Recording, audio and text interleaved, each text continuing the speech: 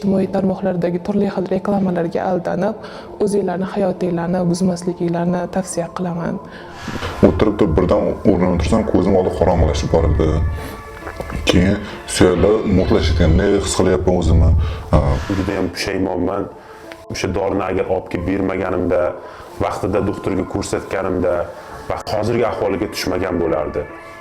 Blogerlarga aytaman, mana shu bo'lar bo'lmas narsalarda, televideniyada, internetlarda umuman reklama qilmanglar iloji bo'lsa. Kim shug'ullanadi mana shu ijtimoiy tarmoqdagi dori vositalarini o'sha tekshirish bo'yicha? Bilasizmi, siz aytgan narsani tekshirish juda muammo masala. Kallasi bo'sh bo'lgan insonlar reklama qilishini to'xtatish kerakdi degan ma'noda. Bu o'zi qonun bilan taqiqlangan. Biz o'sha qonunda amalda ko'rmayotgandaymiz-da, chunki mashhur blogerlar chiqib olib reklama qilishadi-da dorini. Dori vositalarini taniqli shaxslar tomonidan reklama qilishi mumkin emas. Shunday dorilarimiz borki, ularni oqibati, ya'ni salbiy ta'sirining oqibati juda xunuk holatlarga olib keladi. Hattoki o'lim holatigacha olib kelganlari ham. Bu davlat byudjetiga o'ta kuchli ulkan zarba bo'ladi. Shunday. Sertifikat deb qayerdandir internetdan ko'chirib olgan narsalarni o'zining saytiga qo'yib qo'yapti. Qat'iy chora ko'radigan payt hozir ekan. Salbiy oqibatlarga duch kelgan insonlarni ijtimoiy tarmoqlarda ham ko'rsatish kerak. Mening yaqinlarimga, oila a'zolarimga tahdid soladigan bunday reklamalarni tezlik bilan tekshirib, joy-joyiga qo'ysin.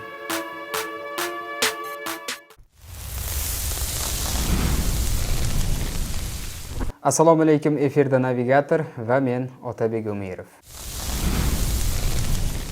E'tibor bergan bo'lsangiz, bugungi kunda ijtimoiy tarmoqda 70 ta kasallikka davo bo'luvchi qanaqadir qo'shtirnoq ichidagi dorilarning reklamasi o'rchib ketdi. Siz bunga ishonasiz. Men ham ba'zida ishonaman. Mutaxassislarchi, bu borada mutaxassislarning fikri bilan hech qiziqib ko'rganmisiz?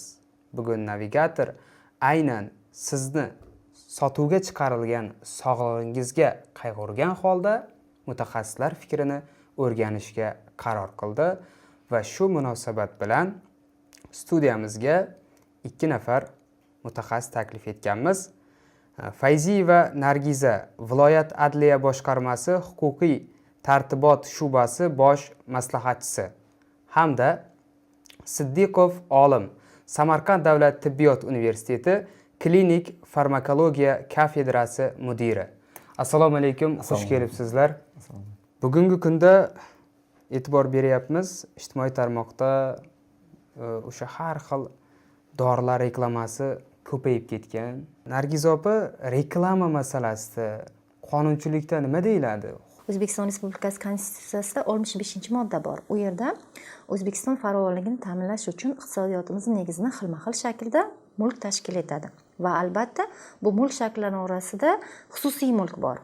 Bugungi kunda siz aytayotgan dori vositalarini sotish, olib kirish, bular hammasi o'sha tadbirkorlar faoliyati bilan bog'liq. Lekin tadbirkorlar faoliyatida halol raqobat bo'lishi va tadbirkorlar o'zlarini har qanday aytaylik o'sha dori vositalarini sotayotganda yoki ularni reklamasini amalga oshirayotganda ko'proq mijozlarini o'zlariga jalb qilayotgan paytda bitta narsani unutmasliklari kerak, ya'ni iste'molchi huquqi ustuvor hisoblanishi kerak. Iste'molchi bu albatta biz va siz hamda mana shu atrofimizdagi fuqarolar bo'lib hisoblanadi.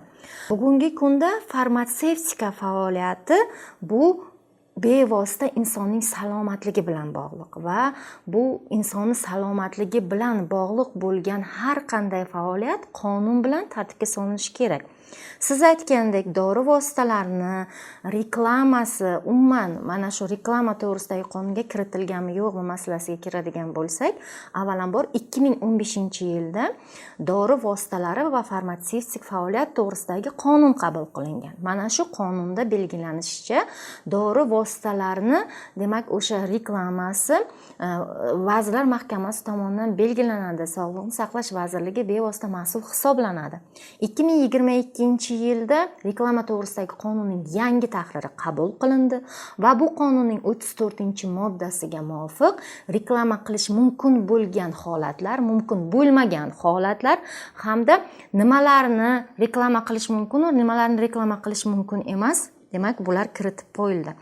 Mazkur qonunning 34-moddasiga asosan faqat shifokorning retsepti bo'yicha tarqatiladigan dori vositalari tarkibida giyohvandlik yoki yuqori darajada psixotrop, kuchli ta'sir qiluvchi zararli moddalar mavjud bo'lgan dori vositalari, O'zbekistonda tibbiyotda qo'llanish uchun ruxsat etilmagan dori vositalari hamda Sog'liqni saqlash vazirligida davlat ro'yxatidan o'tkazilmagan dori vositalarini reklama qilish mumkin emasligi mana shu 34-modda bilan belgilab qo'yildi. Olim aka, shifokor sifatida dori reklamalarga ishonish qanchalik to'g'ri? Umuman olganda hozirgi paytda ijtimoiy tarmoqlarda dorilarni endi ko'proq biologik aktiv qo'shimchalarni reklamasi kuchayib ketdi. Undan tashqari ayrim blogerlar yoki ayrim o'sha ijtimoiy tarmoqdan foydalanuvchilar o'zlari ichib ko'rgan dorilarni ta'sirini boshqalarga ham tavsiya etishmoqda. Albatta bu narsa noto'g'ri deb o'ylayman. Nega? Chunki har qanday dori vositasini shifokor tavsiyasi bilangina qabul qilish kerak. Nega? Chunki dori vositasi bu faqatgina ijobiy ta'sir ko'rsatmasdan, uni albatta salbiy ta'siri ham bor. Salbiy ta'siri bo'lganda ham shunday dorilarimiz borki, ularni oqibati, ya'ni salbiy ta'sirning oqibati juda xunuk holatlarga olib keladi. Hattoki o'lim holatgacha olib kelganlari ham bor. Shuning uchun har qanday dorini qabul qilishdan oldin albatta shifokor bilan maslahatlashish shart. Qolaversa, xalqimiz aytadiki, bular biologik aktiv qo'shimcha-ku, bular vitaminlar-ku, xavfsiz narsa-ku, buni biz hayotda ham qabul qilyapmiz-ku degan savollar berishadi. Lekin bu biologik aktiv qo'shimchalarda yoki o'sha ijtimoiy tarmoqlarda reklama qilinayotgan dorilarning tarkibidagi moddalar, ularni miqdori biroz ko'proq. Qolaversa, ular ko'pchiligi sintetik, ya'ni kimyoviy yo'l bilan sintez qilib olingan dorilar. Ularni organizmga ko'rsatadigan ta'siri tabiiy mahsulotlardan biroz farq qiladi. Ya'ni ular ijobiy ta'sir etish bilan birga jigar, buyrakni, oshqozon ichakni ko'proq zararlaydi.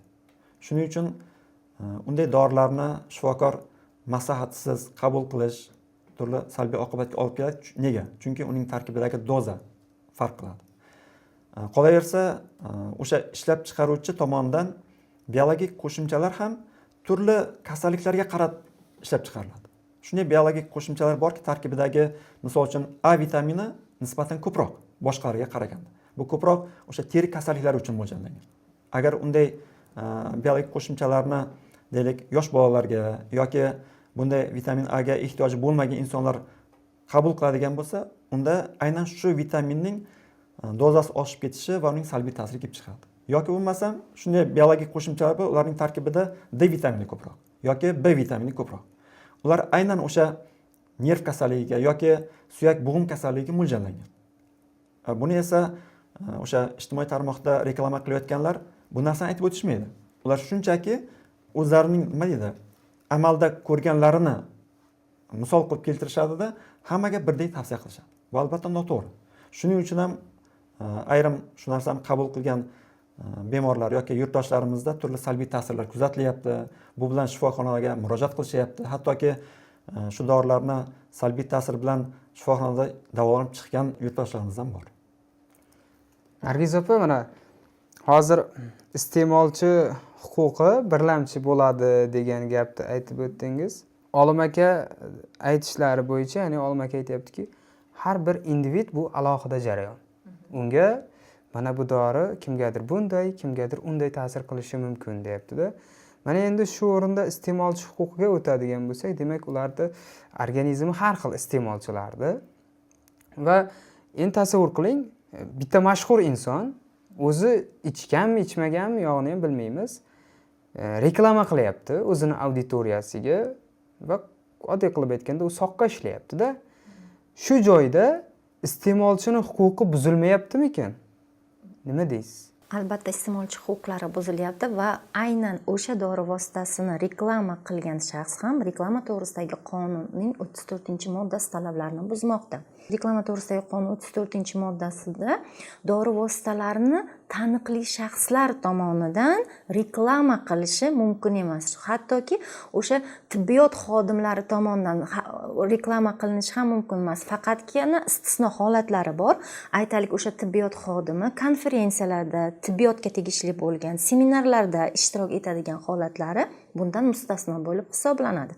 Siz aytganda iste'molchi huquqini ustuvor qilib hisoblaydigan bo'lsak, hozirgi Olim aka aytgan holatlarda qaysidir organizmga, demak, o'sha dori vositaning ijobiy ta'sir etganligi, bu boshqa bir organizm bilan bu narsani solishtirib bo'lmaydi. Mana mutaxassisimiz aytgandek, har bitta organizm bu alohida individ, alohida bir, demak, o'sha organizm hisoblanadi. Bundan kelib chiqib o'sha qonunchiligimizda ham bitta narsa borki, dori vositalarini haddan ziyod ishlatishga yoki noto'g'ri ishlatishga undash ham taqiqlanadi. Shuni reklamasi ham taqiqlanadi. Aytaylik, biza ijtimoiy tarmoqlar orqali, ommaviy axborot vositalari orqali mana shu dori menga sog'lig'imga ta'sir qildi. Bundan keyin aytaylik, mana shu dorivor o'simlikni iste'mol qilishim natijasida oyoqlarimda qanaqadir bu o'sha A ismli fuqaroga tegishli bo'lgan, uni organizmiga tegishli bo'lgan holat. Mana shu qonunchiligimizda mana shu holatni o'zini haddan ziyod o'sha yaxshi bo'lganligiga undash ham reklama qonunchiligini buzish hisoblanadi. Qanday javobgarliklar bor? Aniqlik Ma'muriy javobgarlik to'g'risidagi kodeksda hamda jinoiy javobgarlik to'g'risidagi kodeksda bu narsaga javobgarliklar belgilangan va bundan tashqari aynan dori vositalari deganda biz giyohvandlik vositalari va psixotrop moddalarni ham tushunamiz. O'roqa 971-sonli qonuni bilan aynan mana shu psixotrop yoki giyohvandlik dori vositalarini haddan ziyod o'sha reklama qilishga o'sha undaganligi uchun ham javobgarliklar belgilangan qonunchilikda. 3 yilgacha ozodlikdan mahrum qilish ishlari, 310 soatgacha majburiy jamoat ishlari, axloq tuzatish ishlari, javobgarlik kuchaytirilganligi haqida 971-sonli qonun qabul qilingan. Hozir hech biz o'sha qonunni amalda ko'rmayotgandaymiz-da, chunki juda ko'p ko'ryapman, o'sha mashhur blogerlar chiqib olib reklama qilishadi-da dorini. Yaqinda men o'zim ham ijtimoiy tarmoqlar orqali Samandar Hamroqulovni qandaydir dori vositasini reklama qilganligi oqibatida bu o'sha o'zida aynan organizmida birinchi ijobiy, keyingi salbiy holatlarni paydo bo'lganligi haqida yoki aynan ayollarimiz o'rtasida hozir trendga chiqqanmi ozdiruvchi dori vositalarini reklama qilgan taniqli shaxslarni ko'ramiz. Bu borada ma'muriy javobgarlik yoki jinoiy javobgarlik belgilangan holatlari, aytaylik, biz o'sha sohani ichida bo'lmaganligimiz uchun, masalan, shu narsaga duch kelmaganligimiz mumkin. Bu narsalar ommaviy axborot yoki ijtimoiy tarmoqlar orqali unchalik ko'p yoritilmasligi mumkin, lekin qonunchilikda bular uchun javobgarlik belgilangan. Olim aka, fikringiz qiziq menga. O'zi dorini umuman shu sohada ilmga ega bo'lmagan bir shaxs tomonidan kimgadir tavsiya etilishi bu to'g'ri ishmi? O'zi dori reklamasi kimlarga berilishi kerak? Kimlar o'sha dorini reklama qilishga haqli deb hisoblaysiz? Juda to'g'ri aytdingiz. Bu dorini faqatgina ishlatish, uni kimgadir ko'rsatma berish shifokorlar tomonidan bo'lishi kerak. Ijtimoiy tarmoqlarda o'sha berilgan kimdir o'zidagi sinab ko'rgan natijani aytib chiqishi bu to'g'ri emas. Nega? Chunki dorining ta'siri, bu yaxshi ta'siri ham, yomon ta'siri ham bemorning yoshiga, jinsiga, uning hattoki vazniga, undagi kasallikning og'ir yengilligiga, qolaversa dorining dozasiga, uning qabul qilish davomiyligiga, mana bularga juda ko'p narsalarga bog'liq. O'sha dori bilan birga qabul qilinayotgan boshqa dorilarga ham bog'liq. Shuning uchun albatta dori qabul qilishdan oldin shifokor bilan maslahatlashish kerak. Shu dori aynan shu bemorga kerakmi yoki yo'qmi? Buni avval aniqlash kerak. Ikkinchisi, shu bemor uchun dorini qancha dozada, qancha davomiylikda berish kerak.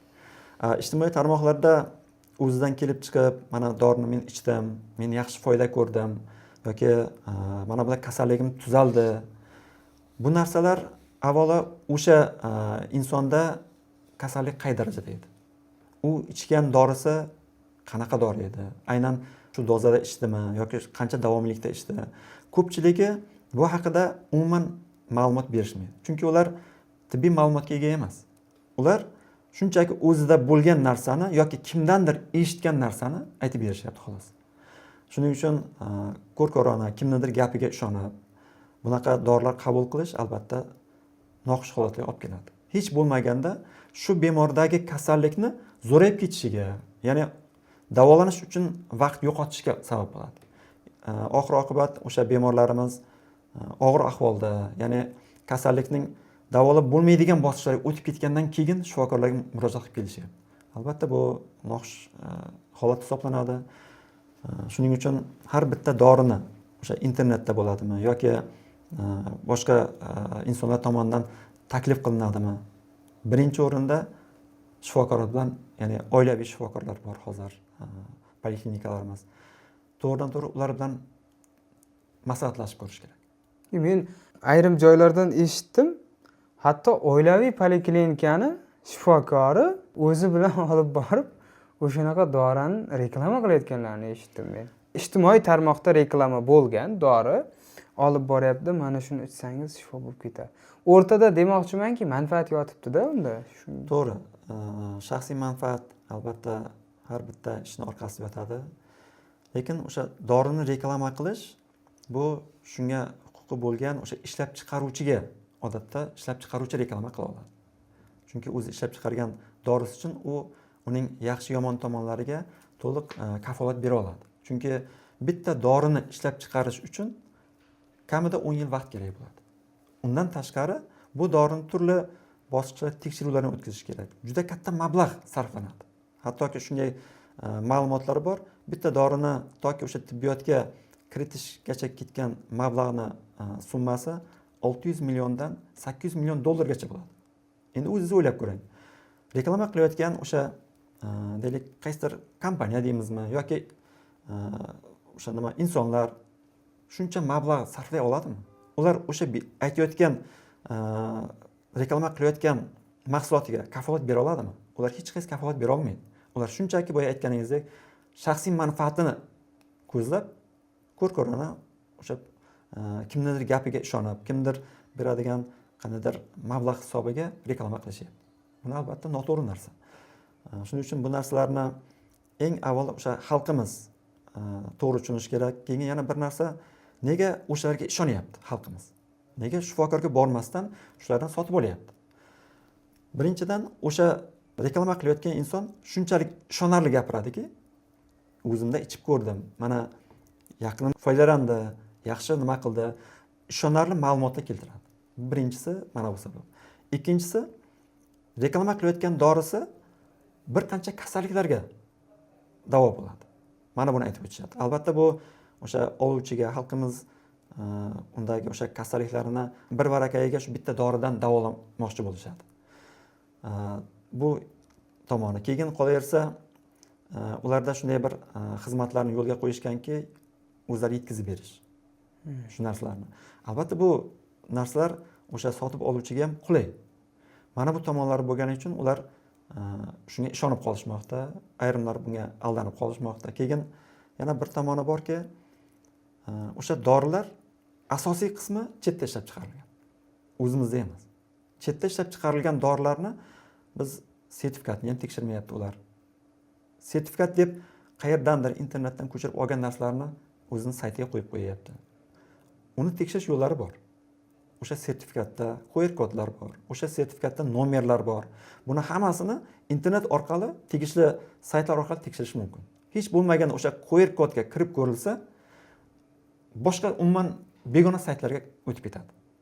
Tegishli bo'lmagan saytlarga yoki umuman boshqa bir firmani saytiga o'tib ketadi. Bu shundan ma'lumki, demak, dori bu soxta dori. Ya'ni nimadir? Mana shu tomonlardan e'tibor qilish kerak. Oy oldin o'zimning yuzimda turli xil toshmalar toshishi kuzatildi. Undan oldin yuzlarim juda tiniq ahvolda edi. Tabiiyki, qiz bola narsa uchun bu juda ham xunuk ko'rinadi. Oddiy qilib aytganimizda, men bu narsalarni oldini olish uchun turli xil yo'llarni izladim va ijtimoiy tarmoqdan bir kuni o'sha yuzdagi dog'larni ketkazish uchun turli xil dori vositalarini ko'rib qoldim. Bu narsani menga o'sha administrator bilan bog'langan vaqtimda qo'llanish usullarini o'rgatdi, bundagi natijalarni ko'rsatdi. Balkim o'shandagi narsalarga aldandimmi, natijalarni ko'rib, soxta natijalar tashlagan ekan. Men bundan juda ham afsusdaman. Mana necha oy o'tdiki, uni juda katta summaga sotib olgandim. Afsuski, yuzim undan ham yomon bo'lib ketdi. Shuning uchun bu narsadan sizlarni ham qaytarmoqchiman. Yomonlashib ketgan buni tabiiy yo'llar bilan ham qaytara olmayapman. Bunda o'zimning aybim ham bor deb o'ylayman, lekin sizlarga tavsiyam shundan iboratki, ijtimoiy tarmoqlardagi turli xil reklamalarga aldanib, o'zinglarni hayotinglarni buzmasliklarini tavsiya qilaman. Bu timdan bo'lib o'tganligi uchun sizlar bilan ham bo'lishkim keldi. Afsuski, men buni erta oldini olmadim. Sizlarda ham ishonib qolmanglar. Har qanday vaziyatda ham o'zinglar to'g'ri deb bilgan va ishonchli bo'lgan odamlardan konsultatsiya olasizlar degan umiddaman. Keyin yana bitta narsa, shu dorini o'zim ijtimoiy tarmoqda kuzatib, tahlil qilib o'zimcha ko'rgan paytim shunga amin bo'ldimki, ularda kommentariya bo'limida mutlaqo negativ fikr topolmas ekansiz. Bittayam. Faqat ijobiyda. To'g'rida, chunki o'sha blog deymizmi yoki saytni deymizmi, ana o'sha sotuvchilarni o'zlari yuritishadi. Chunki negativ fikrlarni u yoqqa chiqarishmaydi. O'sha saytni boshqarish uni qo'lida. Xohlasa negativni o'chirib tashlaydi, xohlasa boshqa bir akkauntlardan kirib ijobiy fikr yozib qo'yishadi. Bu hammasi nima deydi, xalqni ishontirish. Odatda birorta dori yo'qki, uni salbiy ta'siri bo'lmasin. Salbiy ta'siri yo'q dorining o'zi yo'q. Har qanday dorining salbiy ta'siri bor. Qanday u shuncha insonlar, yuzlab, minglab insonlar ichadi-yu, birortasida bironta salbiy ta'sir kelib chiqmasin. Bu mana shuni o'zi shu dorining qandaydir shubhali ekanligiga bitta ko'rsatma.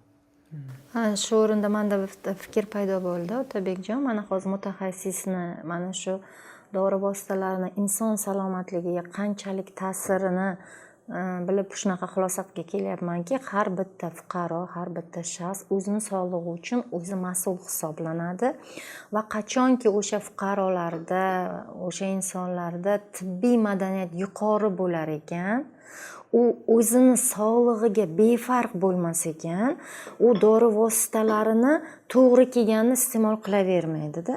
Bu o'rinda aytib o'tish joizki, hozir mana Olim aka aytganlaridek biologik aktiv qo'shimchalar hozirgi kunda mana shu aynan ayollar, xotin-qizlar tomonidan turli xil biologik aktiv qo'shimchalarni, u magniy bo'ladimi yoki o'sha amerikanskiy deydi-ku, ana vitaminlar bolalarga yoki aytaylik vitamin A, E, qanaqadir vitaminlar, biologik aktiv qo'shimchalarni ko'ramiz.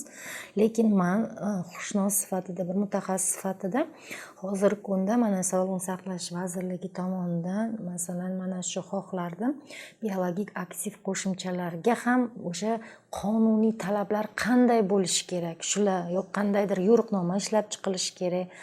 Bu xalqimiz bilishi kerak-da, qachonki o'sha mana shu biologik aktiv qo'shimchalarni to'g'ri kelganini masalan iste'mol qilmaslik, hali aytganimizdek har bitta organizmga har xil ta'sir etish, uni oqibatlaridan kelib chiqib qaysidir tadbirkorning boyishi evaziga kimnidir sog'lig'i, demak o'sha qurbon bo'lish holatlarini oldini olish uchun ham shunaqa qonunchilikka ehtiyojimiz bor.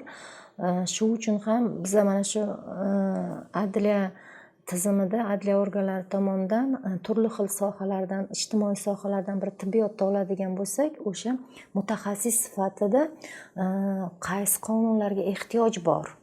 Masalan, hozir men ko'ryapmanki, mana shu aynan biologik aktiv qo'shimchalarni demak tartibga solinishi bilan bo'lgan qanaqadir bir vaqt keldi. Hali bu to'g'risida qonun yo'q. Yo'q, bu to'g'risida umumiy, masalan aytaylik, dori vositalari, farmatsevtik faoliyat to'g'risidagi qonun bor, umumiy. Lekin bu ixtisoslashgan qonunni qandaydir bir yo'riqnomami, nizommi, dasturmi, qandaydir, demak o'sha bugungi kunda qator ishlar amalga oshirmoqda, tibbiyot sohasida ham, boshqa ham. Lekin o'sha aynan ixtisoslashgan qonunni qabul qilinishga vaqti yetib keldi. Bu borada mana shu aynan mutaxassislar taklifi, mulohazalari o'rganilishi kerak deb o'yladimda. O'zimga shu narsani xulosa qildim.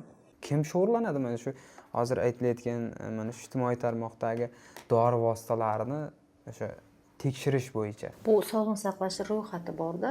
Siz bilasizmi aka, ro'yxat o'sha asosida. Bu bilasizmi, siz aytgan narsani tekshirish juda muammo narsa. Nega? U firma bo'lsa litsenziya berishi mumkin adliyada masalan, lekin O'zbekiston Respublikasi qonunchiligi bo'yicha Sog'liqni saqlash vazirligidan ro'yxatdan o'tgan dorilar ro'yxati bor, ruxsat etilgan. Lekin biologik aktiv qo'shimchalar bular Sog'liqni saqlash vazirligidan ro'yxatdan o'tmay to'g'ridan-to'g'ri kirib keladi. O'zi biologik aktiv modda deyilyapti. Menga qiziq, u ham dorimi? Biologik aktiv modda bu ovqat mahsulotlariga qo'shimcha, ya'ni qo'shimchalar. Ya'ni bu qanday? Bahor oylarida, qish vaqtlarida ayrim vitaminlar, ayrim minerallar yetishmaydi odam organizmi. Ana shularni to'ldirish maqsadida ana shunday biologik faol qo'shimchalardan, aktiv qo'shimchalardan foydalaniladi. Ularning tarkibida vitaminlar, minerallar bor. Qaysidir shunaqa moddalar bor. Endi bular dori vositasi deyishimiz mumkin. O'zi endi aslida u biologik aktiv qo'shimcha deyiladi bu narsa. Lekin ularni ham qabul qilayotganda tarkibidagi o'sha minerallar, tarkibidagi vitaminlar borligi uchun ularga ham albatta ko'rsatma bo'lishi kerak. Ularni ham o'ziga yarasha nima deydi, salbiy yoki ijobiy ta'sirlar bo'lganligi uchun shifokor nazorat ostida qabul qilinishi kerak. To'g'ridan to'g'ri bu narsani qisqa muddatga qabul qilinganda salbiy ta'siri kuzatilmaydi narsani. Chunki boya aytganimizdek, bular asosan vitamin va mineral tuzlardan iborat bo'lganligi uchun qisqa muddatda hech qanaqangi bir salbiy ta'sir chaqirmaydi. Lekin ular uzoq vaqt qabul qilinganda albatta o'sha minerallarni yoki vitaminlarni organizmda ko'payib ketishiga yoki ularni aynan oshqozon ichak traktiga yoki yurak qon tomir tizimiga salbiy ta'sir kelib chiqishi mumkin. Shuning uchun bu narsani yuqori dozada qabul qilganda hamda uzoq vaqt qabul qilganda albatta shifokor nazorati ostida bo'lishi kerak. Ijtimoiy tarmoqlarda bu narsani nimaga tartibga solish juda qiyin. Chunki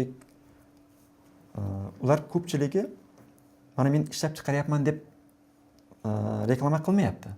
Mana men qabul qildim, siz ham qabul qilib ko'ring degan maqsadda reklama qilishyapti. Shuning uchun biologik aktiv moddalar odatda men eshitishim bo'yicha ham chet mamlakatlarda aptekada emas, o'sha katta supermarketlarda, alohida rastalarda alohida sotilar ekan. Shuning uchun chetdan bizga ular osongina kirib kelyapti. O'sha firma tomonidan emas, bu aholi, ya'ni o'sha yerga borgan, kelayotganlar tomonidan olib kelinyapti. Ularni tartibga solishdan ko'ra ko'proq hozir aytganlaridek tibbiy aholining tibbiy madaniyatini ko'tarishimiz kerak. Ya'ni birinchi o'rinda o'sha sog'ligiga har bir kishi o'zi javobgar ekanligi, ertaga o'sha yosh o'tgandan keyin nimalar kelib chiqishi mumkin, mana yoshga bog'liq bo'lgan kasalliklar bor. Undan har bir kishi qochib qutula olmaydi. Ana o'shalarni oldini olish uchun nimalar qilish kerak? To'g'ri, qaysidir vitaminlar, buni o'sha chet el fuqarolari ham qabul qilishadi, bunaqa biologik aktiv moddalarni. Lekin ular o'z boshida to'g'ri kelganini emas, albatta shifokor maslahatdan keyin qabul qilishadi. Shuning uchun bizda ham shunday tibbiy madaniyatni yuksaltirishimiz kerak, targ'ibot ishlarini biz kengaytirishimiz kerak. Bu ijtimoiy tarmoqlarda ham, aholi orasida ham. Bizda shu asosiy muammo ham shunda bo'lyapti-da hozir. Nimaga deganda, mana ijtimoiy tarmoqda hozir umuman o'zbek segmentida kim mashhur bo'lyapti, kimki bachkanalik qilsa. Bachkanalik qilish uchun insonning ma'naviyati past bo'lishi kerak. Siz olim insonsiz. Siz unaqa bachkanalik qilmaysiz-da. Sizni kuzatuvchingiz vaholanki kam. Nimaga? Chunki siz bachkanalik qilmaysiz boyaga aytgan. Lekin o'sha ijtimoiy tarmoqqa chiqib 2-3 kun bachkanalik qilgan va bugun uni siz aytganda yoshlar muxlisi maza qilib ko'radi. U yoshlarni istagan tomoniga burib, istagan tomonda aylantirib kelyapti-da. Va bugun biz shunaqa jarayondamizki, biz ularga ma'rifat bilan yetib ololmaymiz. Biz orqada qolib ketdik ancha. Buni tan olishimiz kerak deb o'ylayman men. Ma'rifat bilan yetib olishimiz hozir qiyin. Biz ularni o'sha joyda to'xtatishimiz osonroq bo'ladi bachkanalikdan. Shuning uchun ham men aytmoqchimanki, o'sha mana reklama qilish borasida biz ularni cheklashga imkoniyat bor ekan bizda. Nimaga? Iste'molchini huquqini buzyapsan degan ma'noda. Bemalol cheklasak bo'lar ekan ular. Men aytmoqchi bo'lganim, o'sha mashhur kimsalar yuzi orqali tanilgan, lekin boyagi ichini ochib qarasang, kallasi bo'sh bo'lgan insonlar reklama qilishini to'xtatish kerakdir degan ma'noda. Bu o'zi qonun bilan taqiqlangan. Qonun o'sha taniqli shaxslarni muayyan bir dori vositasini reklama qilishga, demak, taqiqlaydi. Qonun bu narsani taqiqlaydi. Ijtimoiy tarmoqlar orqali o'sha biologik vosita bo'ladimi, u dori vosita bo'ladimi, bitta narsa, u ham o'sha hozir siz aytganday yoshlarimizni yoki muayyan bir aholimizni o'sha huquqiy ongi deymizmi yo tibbiy madaniyati pastligidan kelib chiqadi. O'zbekiston Respublikasida har qanday dori vositasi aytaylik Sog'liqni saqlash vazirligidan ro'yxatdan o'tgandan so'ng u o'sha iste'molchilar uchun tavsiya qilinadi shifokorning tavsiyasi bilan. Amaldagi qonunchilikka muvofiq retseptsiz beriladigan dori vositalari bor, retsept bilan beriladigan dori vositalari bor. Mana shu retseptsiz beriladigan dori vositalariga ham talab qo'yilgan qonun bilan. Ya'ni bu o'sha dori vositasini sotib olayotgan paytimizda yoki reklama qilayotgan paytda bu moddaning nomi, tarkibi, hozir mutaxassisimiz aytgandek, va nomaqbul holatlari, ya'ni bo'lishi mumkin bo'lgan holatlari, qarshi ko'rsatmalari hamda o'sha boshqa dori vositalari bilan o'zaro bog'liqligi yozilgan bo'ladi bu narsaga. Masalan, chet eldan olib kelingan dori vositasini, masalan, chet davlatda ham o'sha davlatda qonun bilan ruxsat etilgan dori vositalari bo'lishi mumkin. Lekin O'zbekiston Respublikasida mana shu tibbiyot vositalarini, demak, qo'llash holatlari, bo'lmagan holatlar, mana mutaxassisimiz bu vaqtda siz bilishingiz mumkin-da, chunki aynan O'zbekiston Respublikasida tibbiyotda qo'llanish uchun ruxsat etilmagan dori vositalarini reklama qilish mumkin emasligi qonunchilikda belgilanganda, shu narsani. U masalan O'zbekiston Respublikasi qonunchilik bilan taqiqlangan, lekin qaysi davlatda qo'llanishi mumkin bo'lgan dori vositasi bo'lishi mumkin. Endi to'g'ri, dori vositalarini albatta qaysidir firma tomonidan olib kirilayotganda tegishli tashkilotlardan o'tadi. Ularda hamma huquqiy tomondan muammo yo'q. Asosiy muammo hozirgi o'sha ijtimoiy tarmoqda berilayotgan, ko'rko'rona berilayotgan reklamalar. Shuning uchun o'sha xalqimizning o'zi shu narsani tushunib, bu narsalarni sotib olmasligi yoki sotib olishdan oldin albatta shifokor bilan maslahatlashishi. Bundan tashqari mana shunaqa ijtimoiy tarmoqlar orqali shu dorilarni, demak, o'z boshicha, ya'ni o'zicha sotib olib, qabul qilib, qandaydir salbiy oqibatlarga duch kelgan insonlarni ijtimoiy tarmoqlarda ham ko'rsatish kerak.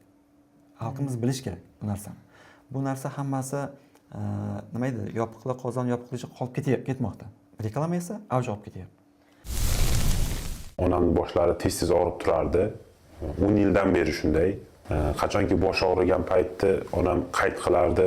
Hozirgi kunda biror bir doktorga borib davolanish, biror bir sanatoriyaga olib borib yotqizish ancha bir pul talab qiladigan, moliyaviy tarafdan ancha yaxshi bo'lish kerak. Reklamalar ko'rardim. Shuni ko'rib qoldimki, bir dorini reklama qilyapti.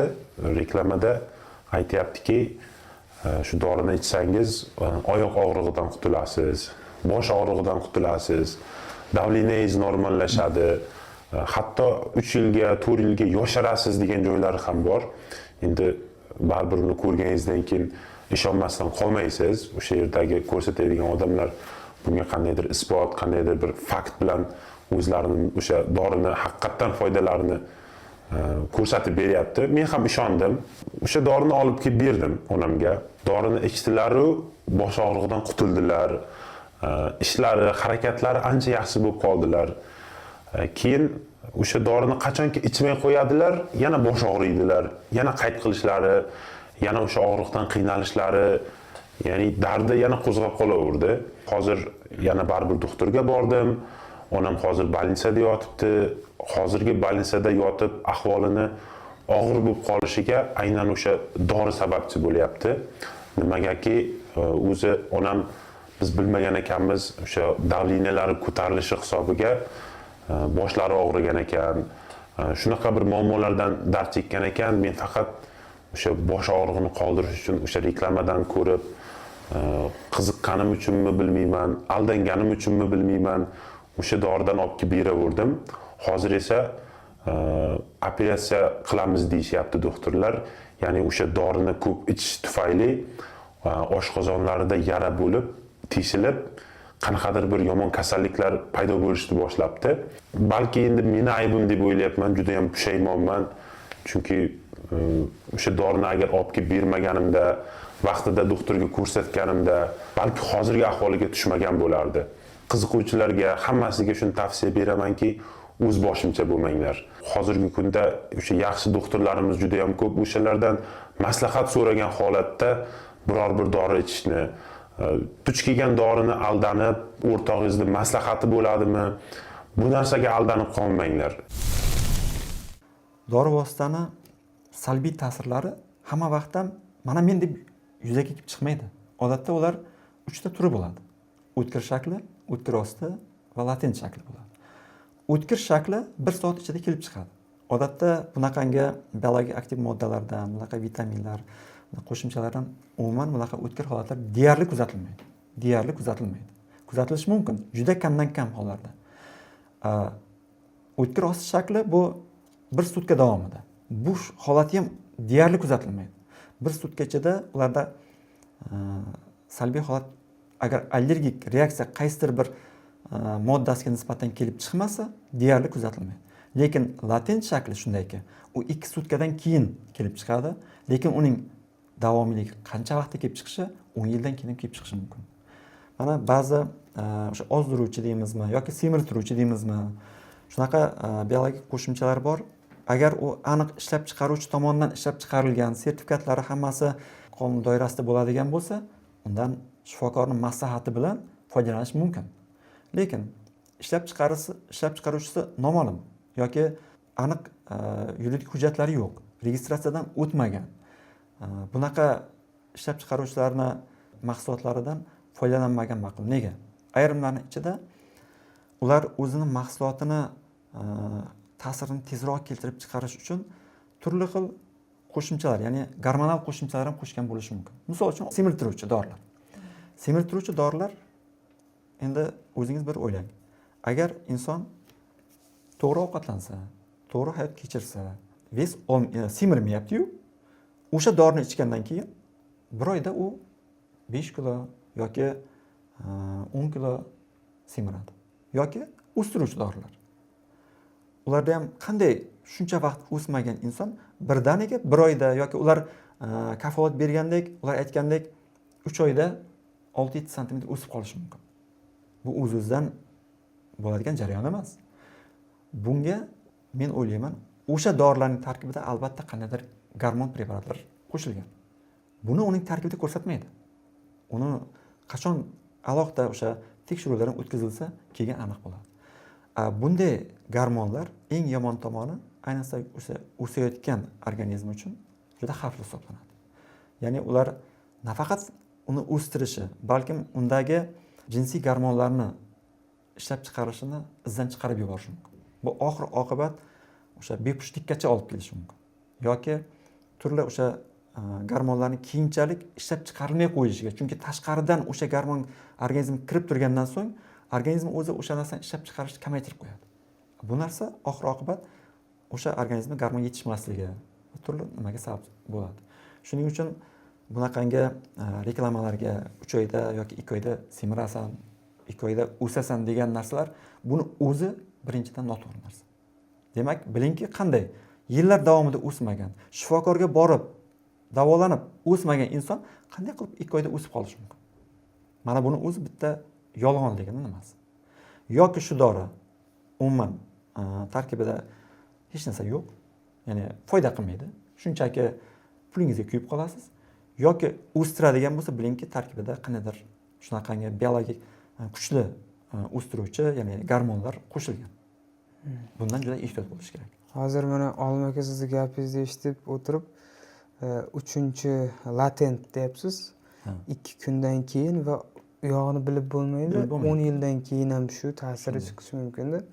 Hozir mana shu ijtimoiy tarmoq orqali reklama qilinib sotilayotgan o'sha biologik aktiv moddalar, umuman dorilar deylik, bugun 3000-4000 odam olib o'shani iste'mol qilayotgan bo'lsa va u bir vaqtning o'zida ertaga 5-6 yildan keyin salbiy ta'sirini ko'rsatishni boshlaydigan bo'lsa, bu butun boshli tizimga, tibbiyot tizimiga juda katta bosim tashlab qo'yadi bu. Juda katta tibbiyotni kuchini olib qo'yadi, mablag' ketadi.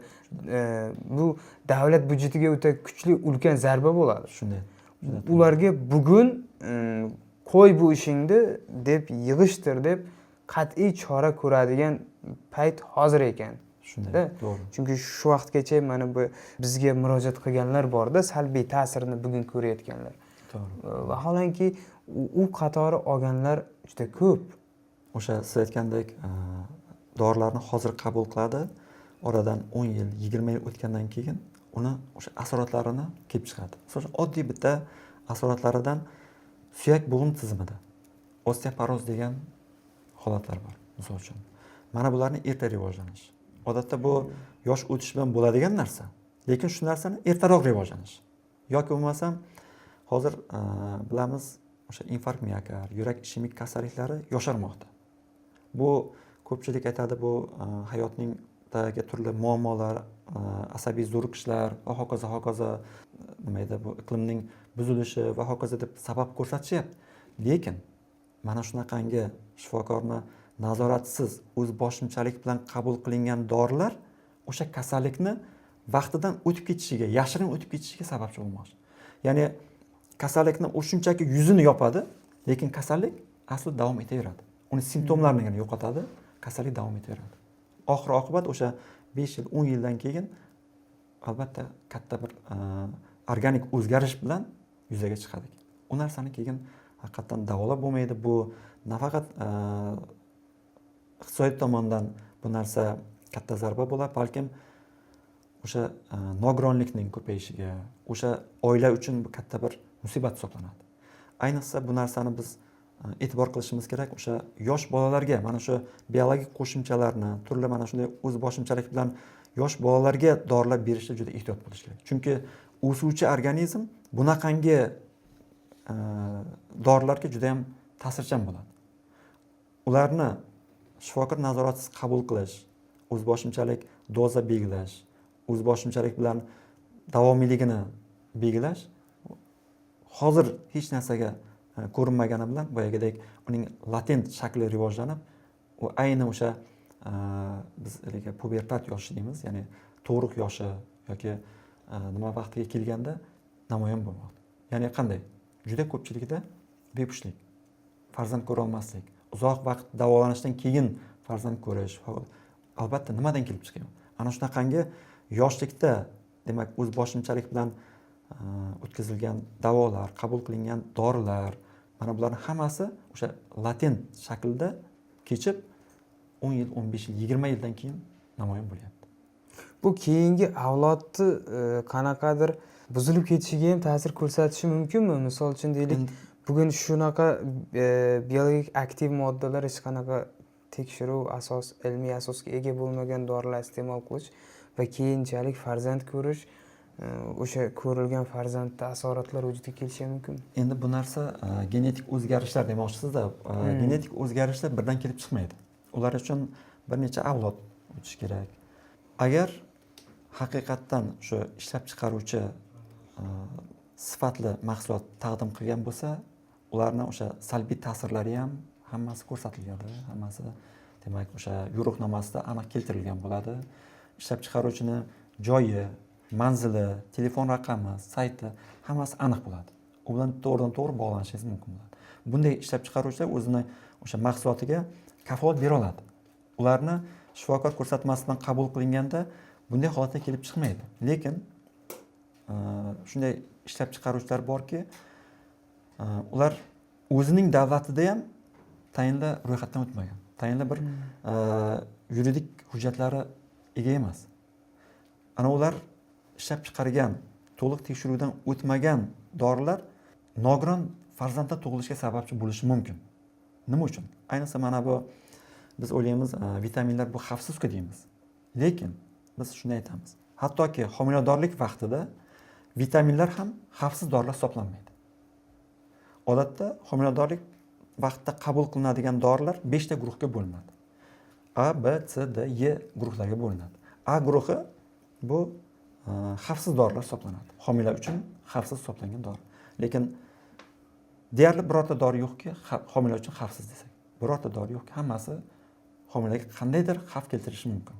B guruhdagi dorilarimiz bor, nisbatan xavfsiz deymiz. Mana shu demak vitaminlarimiz B guruhiga kiritishimiz mumkin. Ya'ni nisbatan xavfsiz. Ya'ni ularni biz to'liq xavfsiz deya olmaymiz.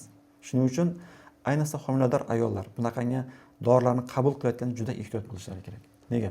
Chunki mana bitta oddiy misol aytishimiz mumkin. Vitamin A ning yuqori dozasi homilada turli anomaliyaga sababchi bo'ladi. Bu fanda isbotlangan. Shuning uchun teri kasalliklarini davolashda biz vitamin A dan ko'p foydalanamiz. Yuqori dozada foydalanamiz. Mana shunday bemorlarga tavsiya qilinadiki, hech bo'lmaganda davolashni to'xtatgandan keyin 3 oydan keyin, bo'lmasam 6 oydan keyin homilador bo'lish kerak. Nega? Chunki o'sha vitamin A ning, bo'lmasam u vitamin-ku u narsa. Vitamin A ning yuqori dozasi homila uchun xavfli ekan.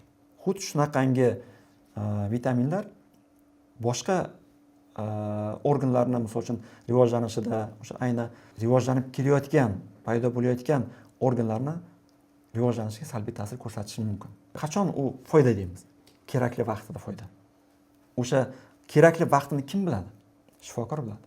Uni qo'shningiz gapi bilan yoki kimdir boshidan o'tkazgani, u har bitta yer yuzida 7 milliard aholi bo'ladigan bo'lsa, 7 milliard xil organizm bor. Biri ikkinchisiga umuman o'xshamaydi. Birorta organizm yo'qki, ikkinchisini takrorlaydi. Hattoki egizaklar ham. Ularda ham xuddi shunday.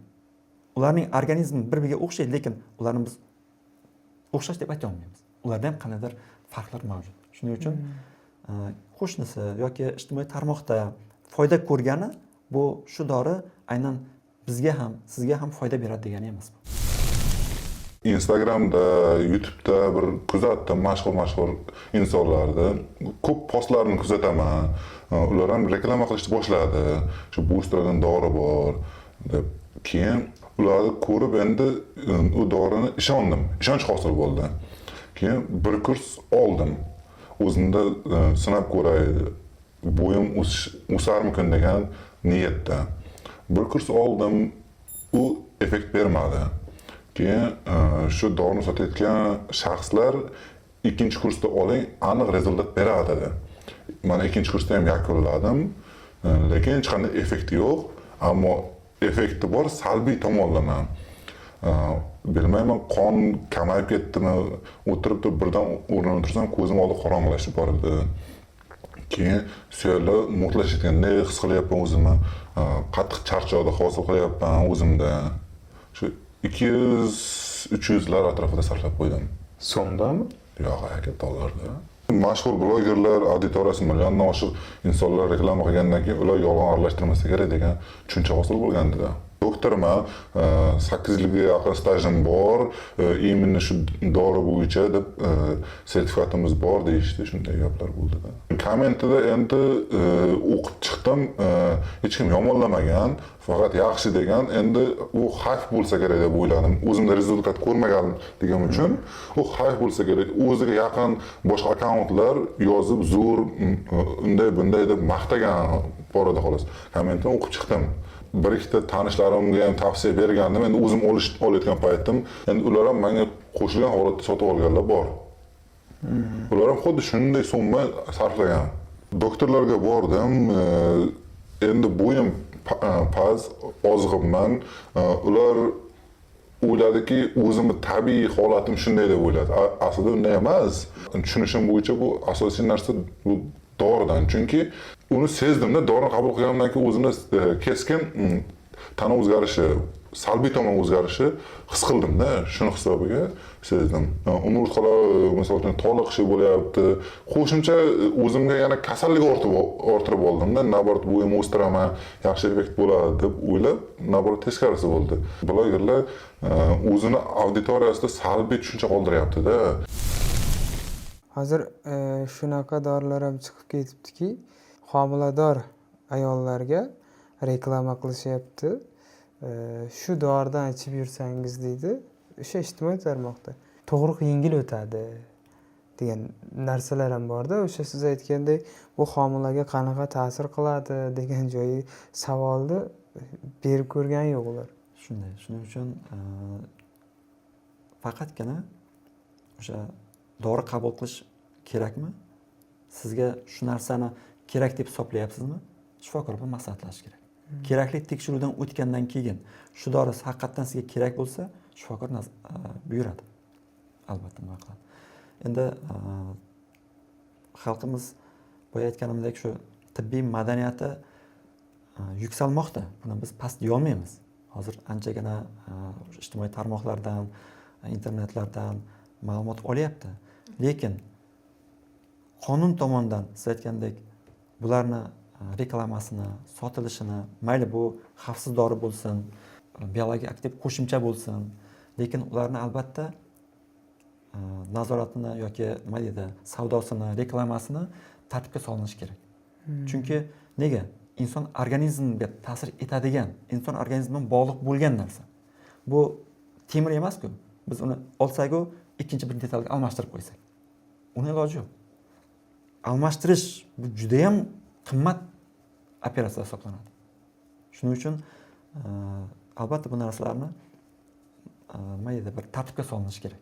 Shu o'rinda fuqarolarga aytib o'tish kerak deb o'ylayman. Demak, fuqarolar har qanday dorini iste'mol qilmasligi, ya'ni o'sha Sog'liqni saqlash vazirligi tomonidan davlat ro'yxatdan o'tgan, bundan tashqari tibbiyotda qo'llanilishi, O'zbekiston Respublikasi tibbiyotda qo'llanilishi mumkin bo'lgan dori vositalarini, shuningdek o'sha reklama to'g'risidagi qonunda yana bitta narsa borki, retseptsiz beriladigan, mana shu retsept asosida beriladigan, bu to'g'ri, shifokorning ko'rsatmasi, aniq doza, aniq narsalar bor unda. Retseptsiz beriladigan dori vositalarida, demak, o'sha ularni foydalanish, unga qarshi ko'rsatmalar qanaqa ekanligi, bundan tashqari qo'llashga doir yo'riqnoma bilan albatta tanishish kerakligini bilish kerak fuqarolar. Yoki bundan tashqari mana shu narsani qo'llashda mutaxassislarning fikrini olish zarurligi. U retseptsiz beriladigan bo'lsa ham, aytaylik, retseptsiz beriladigan dori vositalari bor. Mana shu dori vositalari ham aynan shifokor siz aytganga o'xshab qanaqa dozada, o'sha insonni, har bitta organizmni o'zidan kelib chiqib, bundan tashqari o'sha ogohlantirish, o'sha yo'riqnoma bilan tanishish haqida ogohlantirishni bilish kerak ekanda, shu tibbiy yo'nalishda. Chunki retseptsiz beriladi degani bu to'g'ridan to'g'ri o'z-o'zidan borib olish, ichish mumkin degani emas bu narsa. Bu narsa foydalanish mumkin. Ya'ni o'sha shifokorning tavsiyasi bilan ichish mumkin bo'lgan dorilar. Ya'ni bu dorini shifokor deylik 1 oyga ruxsat berdimi ichishga, o'shani bo'lib retseptsiz borib aptekadan sotib olish mumkin degani. Bu o'z boshida qabul qilish degani emas, retseptsiz dorilarni demak shifokor retseptsiz beriladi degani o'zim borib o'zimga buyurishim mumkin ekan degani emas bu narsa. Yana shu o'rinda bitta narsani ham qo'shimcha qilishimiz kerak ekanki, bizda hozir mana shu o'rchigan muammo o'sha dorini tekshirib ko'rish kerak. Buni tekshirish o'ta katta vaqt, kuch va texnika talab etmaydi. Shunchaki qo'lingdagi telefoning, gadjeting yoki kompyutering orqali ham tekshirib ko'rsang bo'ladi. To'g'ri, bugun misol uchun qishloqdagi oddiy odam buni tekshira olmasligi mumkin, lekin mana biz jamiyatda faolman deydigan blogerlarimiz bor, misol uchun. O'sha ijtimoiy muammolar yoritib yuradigan yoki jurnalistlarimiz bor. Bugun ular o'sha dorilarni tekshirib, ko'rib, o'sha o'zini kanallarida yoritishi ham ancha targ'ibotga katta hissa qo'shadi menimcha. Ya'ni ularga qarshi jamiyat uchun, millat uchun xizmat qilaman deydigan blogerlar, jurnalistlar harakat qilish kerak degan ma'noda aytyapman va shu o'rinda yana davlat tashkilotlari ham bu narsaga qarab turish kerak emas. Nima uchun deganda qonun bor. Qonun bekordan bekor ishlab chiqilmagan va qonunni buzganlar jazolanishi shart. Shaxsan meni o'zim ham jurnalist ham oddiy fuqaro sifatida talab qilamanki, meni yaqinlarimga, oila a'zolarimga tahdid soladigan bunday reklamalarni tezlik bilan tekshirib, joy-joyiga qo'ysin. Meni yaqinlarim va men iste'molchiman. Qachondir ular menga ham tahdid bo'lib turibdi. Buni ham qo'shimcha qilib o'tish kerak menimcha. Yana bitta holat bor. Mana tog'da o'sgan qanaqadir o'simlik yoki bog'da o'sgan qanaqadir o'simlik yulib olib, suvda qaynatib yoki qanaqadir quritib yesang, ichsang, oyoq og'rig'ing qoladi, bosh og'rig'ing qoladi, jigaring yaxshi bo'lib ketadi, sahrdan qutulib ketasan degan reklamalar ham bor-da. To'g'ri. Bular o'sha o'simliklardan kasallikni davolash maqsadida o'sha Ibn Sino bobomiz foydalanib kelganlar. Buni hozir o'sha fitopreparatlar deymiz. Fitopreparatlar foydasi, zarari bu haqida ommaviy axborot vositalarida yoki o'quv adabiyotlarida berilyapti. Ular ham xuddi shunday dori vositalari singari yaxshi tomonlari bor, yomon tomonlari bor. Lekin o'z boshimchalik bilan bu tabiiy narsa-ku, bu narsani o'simlikda tabiatda o'sayotgan narsa bo'lsa qabul qilish mumkin, uni hech qanaqangi salbiy ta'siri yo'q desa, biroz adashadi. To'g'ri, ular juda yaxshi foyda qiladi. Ularning salbiy ta'siri haqiqatan kam. Lekin shunday o'simliklarimiz borki, ularni agar yuqori dozada qabul qiladigan bo'lsak, albatta salbiy ta'sir kelib chiqadi. Misol uchun qon bosimi tushib ketishi yoki qonda qand miqdorining kamayib ketishi yoki bo'lmasam ayniqsa bizni ko'proq qiziqtiradigan, o'sha aholini qiziqtiradigan narsa immunitetni mustahkamlaydi yoki organizmni quvvatlaydi deb qabul qilishadi. Bunday biologik faollikka ega bo'lgan shunday dorilar u nafaqat bizni immunitetimizni ko'taradi, balkim organizmda bo'lgan yashirin yotgan rak kasalliklarini kuchaytirib ham yuborishi mumkin. Shuning uchun qabul qilish mumkin. Fitopreparatlar haqiqatan aptekada qabul qiladigan dorilarimizga nisbatan anchagina salbiy ta'siri kam. Lekin ularni ham qo'llash uchun ko'rsatmasi bor.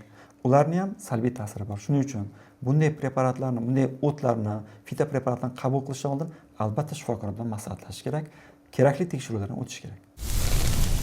Oyoq uchun internetda reklama bo'lgan mahsulotlardan olgan edim, hech qanday effekt bermadi, foydasi bo'lmadi. Hamma xalqimizga ham aytaman, internetda reklama bo'lgan dorilardan olmasliklarini tavsiya qilaman.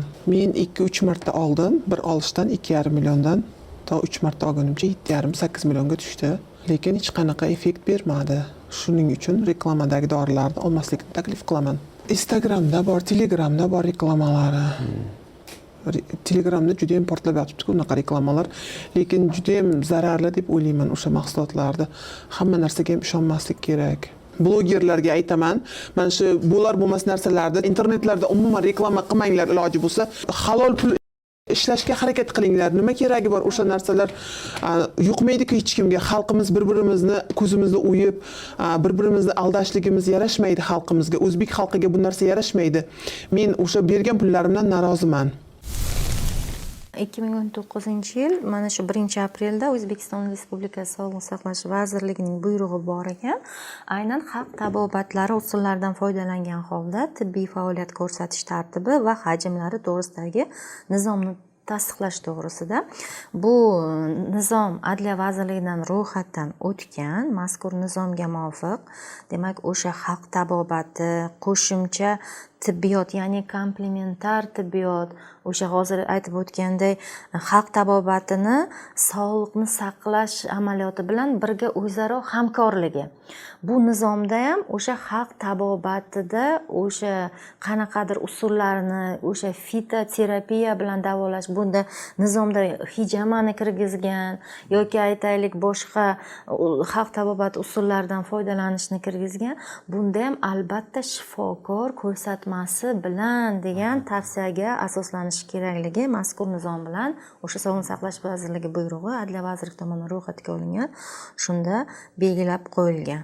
Umuman sog'lig'ingiz bilan bog'liq bo'lgan har qanaqangi jarayon, amaliyot bu shifokor bilan maslahatlashgan holda bo'lishi kerak. Nega? Chunki shifokor 7 yil davomida shu ish bilan shug'ullanyapti, o'qiyapti, shuni ichida yashayapti ular. Endi mana bir misol keltirmoqchiman, o'sha agar ishlash uchun chet elga boradigan bo'lsak, 6 oyda biz gaplashishni o'rganamiz. To'g'rimi? 1 yilda kelib o'rgatadigan bo'lamiz. O'sha xalqning tilini juda yaxshi bilamiz. Endi o'zingiz o'ylang. Talaba 1-kursdan 7-kursga shuni ichida yashaydi, o'qiydi, shuni ichida yuradi. Albatta uning eng o'sha bilmaydigan, o'sha nima edi, xalqimiz orasida bilmaydigan deb biladigan vrachi ham har qanaqangi blogerdan ham, har qanaqangi tabibidan, yasama tabiblaridan yoki har qanaqangi o'sha tibbiyotni yaxshi bilaman deb o'zi samouchkalar deymiz, ulardan 1000 marta yaxshi biladi. Nega? Ular bir kun, 2 kunda yoki 1 yilda vrach bo'lib qolmagan. 7 yil davomida ular shuni ichida yashaydi, o'qiydi, ko'radi, eshitadi. Shuning uchun albatta yaxshimi, yomonmi, qat'iy nazar shifokorning maslahatini olib, keyingina sog'lig'ingizga nimadir qiling. Shunchaki o'z boshimchalik bilan qilingan har qanaqa narsa albatta oxiri noxushlik bilan tugaydi. Buni esdan chiqarmaslik kerak. Rahmat bugungi suhbat uchun, tashrif uchun Olim aka, Nargiz opa. Aziz tomoshabin, bizning vazifamiz ogoh etish. Ogoh bo'lish davr talabi bo'lgan barcha zamonlarda ham biz sizni ogoh etdik. Amal qilish o'zingizdan. Xayr, sog' va salomat bo'ling. Keyingi ko'rsatuvlarda ko'rishguncha omon bo'ling.